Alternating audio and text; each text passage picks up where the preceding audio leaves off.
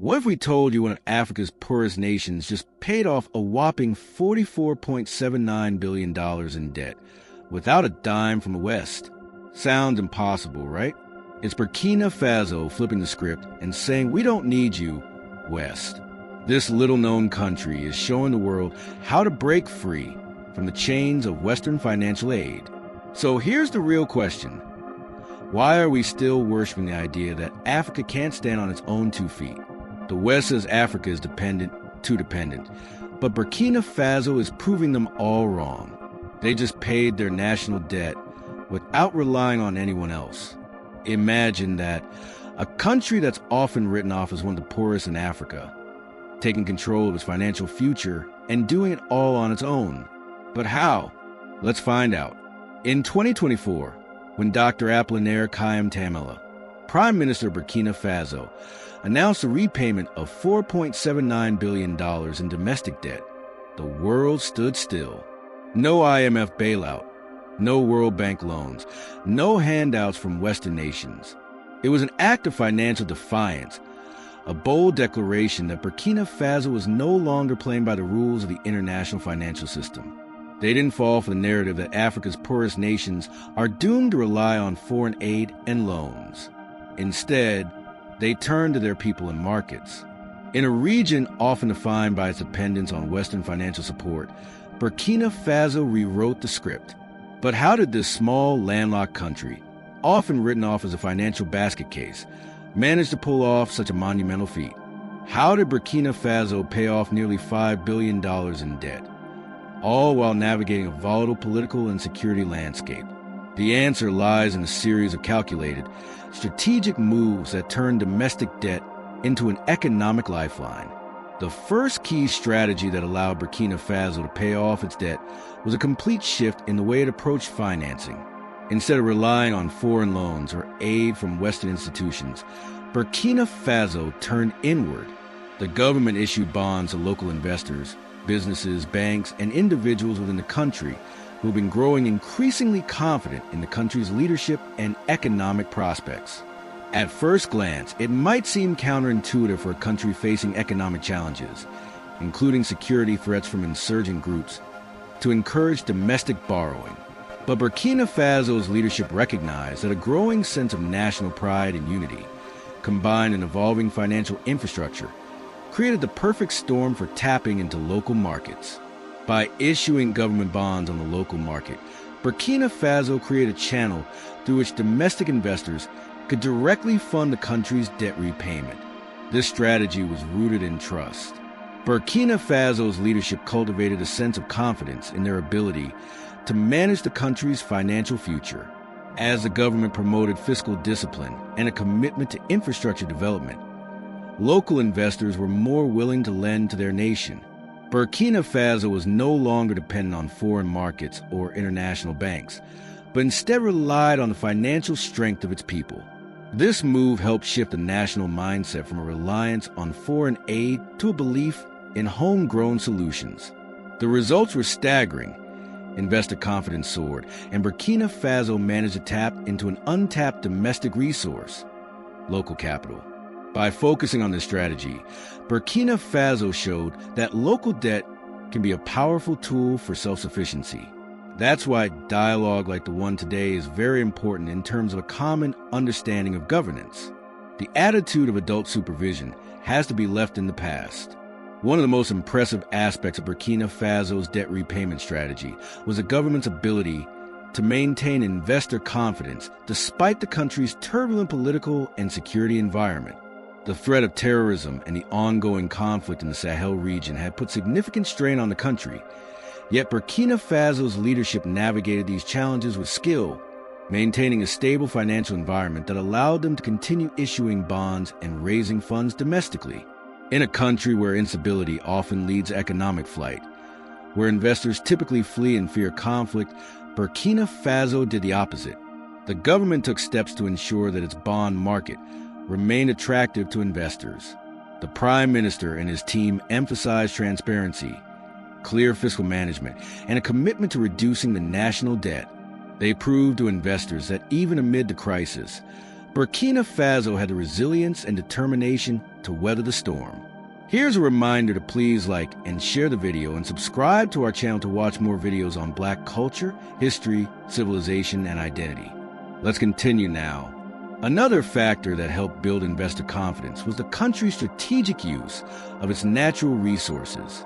With mining being one of Burkina Faso's main economic drivers, the government was able to leverage the revenues from its gold industry to back up its domestic debt. This gave investors an additional layer of security, knowing that the government had valuable resources that could be tapped into if necessary. In the face of external pressures, Burkina Faso made a choice that few other African nations would consider. They took control of their financial future and communicated their resilience to investors. Instead of bowing to the West's demands for political change or fiscal austerity, they chose to rely on their financial ecosystem. And it worked. While the government was issuing bonds, the broader Burkinabe financial system played an important role in ensuring that these bonds were purchased and that funds flowed back into the country. Burkina Faso took active steps to mobilize local savings. Banks, pension funds, and businesses were encouraged to invest in government bonds, which provided a safe and profitable return while also supporting national debt repayment. The private sector also played a crucial role. With growing stability and a positive outlook on the government's financial strategy, local businesses began to invest in the nation's infrastructure projects and domestic bonds. By working closely with the private sector, Burkina Faso was able to channel private capital into projects that benefited both the businesses and the broader economy. This public-private partnership helped create a sense of shared responsibility for the country's economic success. At the same time, Burkina Faso's financial sector took steps to deepen its market. New financial products like bond options were introduced to attract a broader range of investors. This helped to ensure that the bonds issued by the government were accessible to a diverse group of investors, from major banks to small-scale local businesses. As a result, more money flowed into the country's debt repayment efforts, enabling Burkina Faso to stay on track to pay off its obligations without relying on the West. Paying off a $4.79 billion debt doesn't just require managing the books. It requires creating conditions for sustainable, long-term economic growth. Burkina Faso understood this and made strategic decisions to use the funds raised from domestic debt not only to pay off current debt, but also to fund long-term projects that would enhance the country's economic resilience. The government focused on improving infrastructure, especially in key sectors such as transportation, energy, and mining.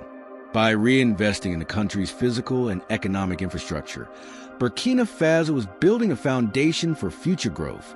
This infrastructure development was not only crucial for internal economic growth, but also to enhance the country's attractiveness to foreign investors, those looking for a stable, growing economy in West Africa. By focusing on these long-term projects, Burkina Faso demonstrated that paying off debt wasn't just about clearing past obligations. It was about investing in a future where the country could stand on its own without needing to rely on foreign lenders. This forward-thinking approach allowed Burkina Faso to move from merely surviving to thriving. The national debt wasn't just paid off. It was a catalyst for new economic opportunities. Burkina Faso's success is more than a financial achievement.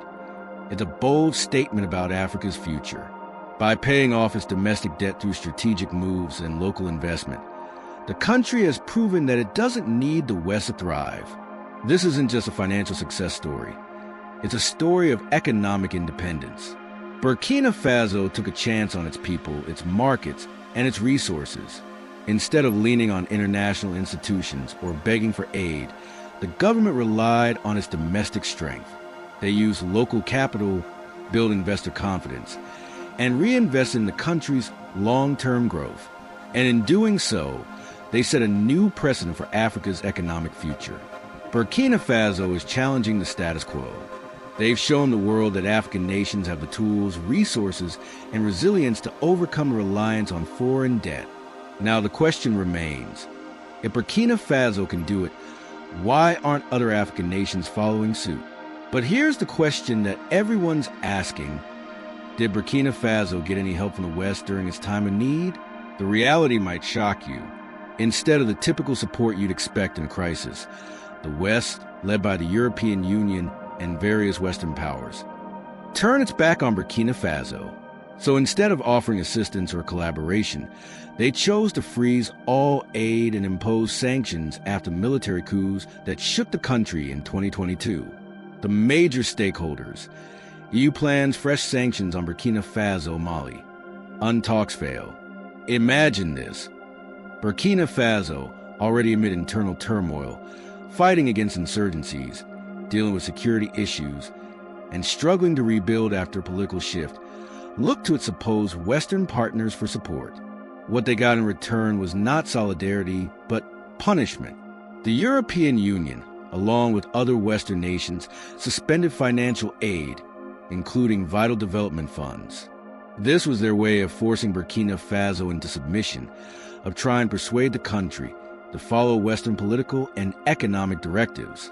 The message was crystal clear. If you don't play by our rules, we'll make you pay. The sanctions, part of a broader strategy to exert control, weren't just a slap on the wrist. They were designed to destabilize the country further.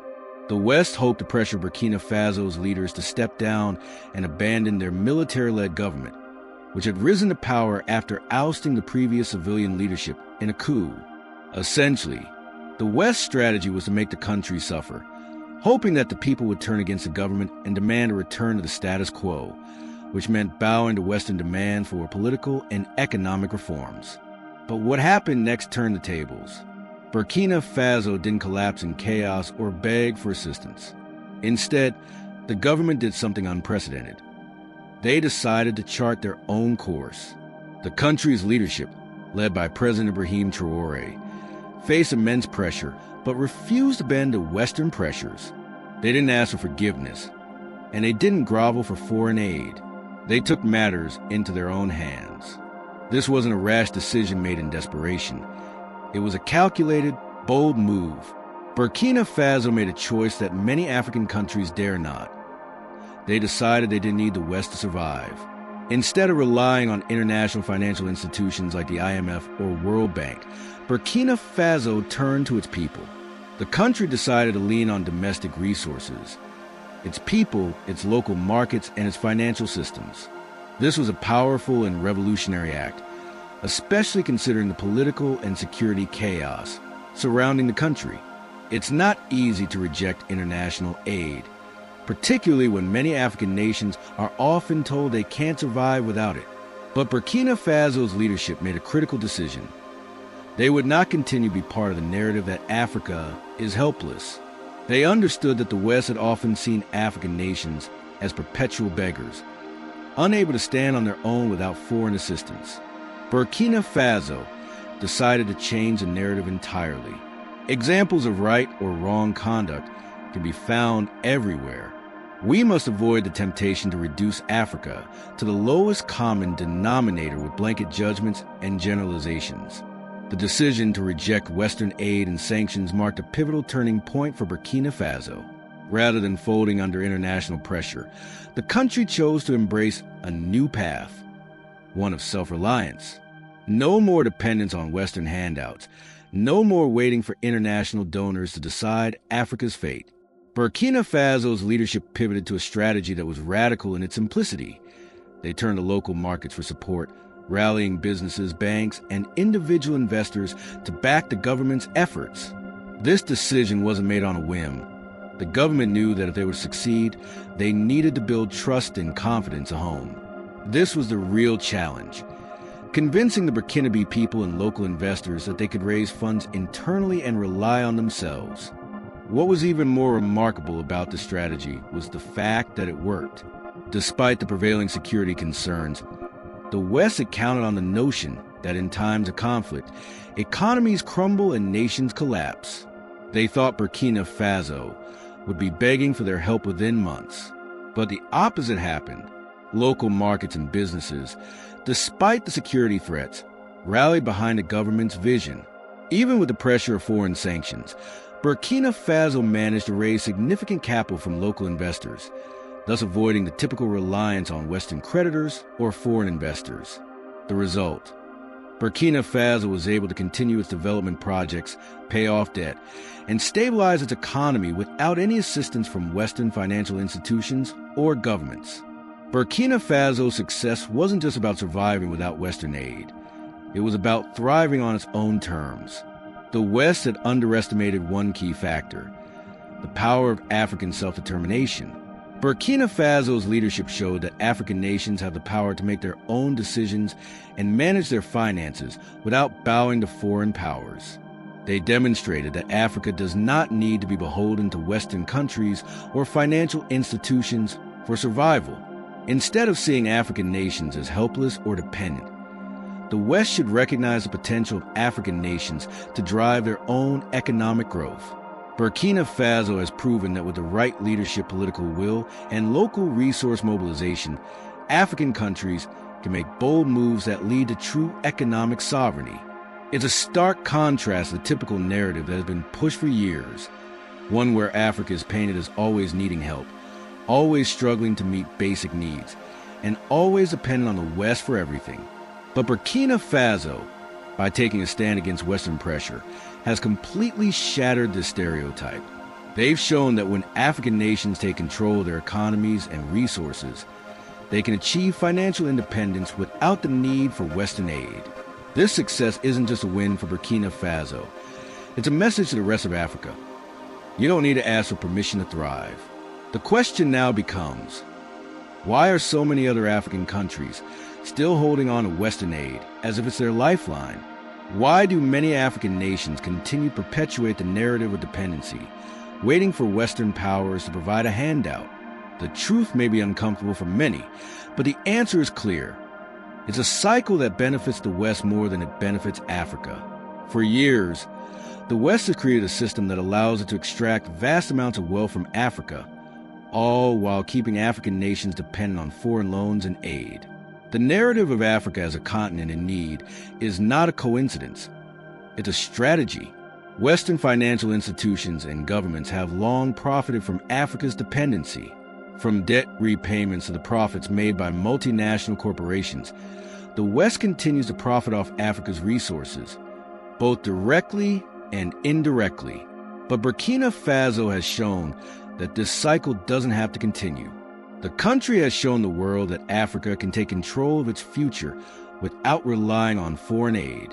Yet, many African nations still cling to the idea that Western aid is the only solution to their problems. Why? The truth might shock you, but the real question is, will more African nations take Burkina Faso's lead and reject foreign aid? Will they break free from the cycle of dependency and finally build economies that work for their people rather than for the West's interests? Burkina Faso's success isn't a fluke. It's a blueprint for financial sovereignty. The truth is that other African countries can follow suit. Yes, it's hard. Yes, it's risky. But the reality is that Africa has the resources, the talent, and the potential to fund its own development. The key is focusing on local solutions by building local markets, tapping into domestic debt, and fostering investor confidence. African nations can start to reduce their dependence on the West. But the real challenge here is mindset. Many African nations still believe that they must rely on Western countries for survival. But as Burkina Faso has shown, this isn't true. Countries like Nigeria, South Africa, and others with economic power can break free from the cycle of foreign debt and start funding their own development. The question is, why hasn't it happened yet? Why are African leaders still bowing to Western pressure and asking for financial assistance that only perpetuates the cycle of dependency? The solution is clear. Turn inward. Invest in the people, the markets, and the resources you already have. It's time for Africa to stop relying on handouts and start building a self-sufficient future. So, will the rest of Africa continue to play by the West's rules, or will they step up and break free from the cycle of dependency? Let us know in the comments section. Will Africa finally take action? Do you want to watch more videos like this one? If so, subscribe to our channel and press the bell icon next to it. We have decided to bring videos on something nobody talks about: the Black culture, civilization, history, and evidence about how glorious Blacks have been. Thanks for watching, And until the next video, stay tuned.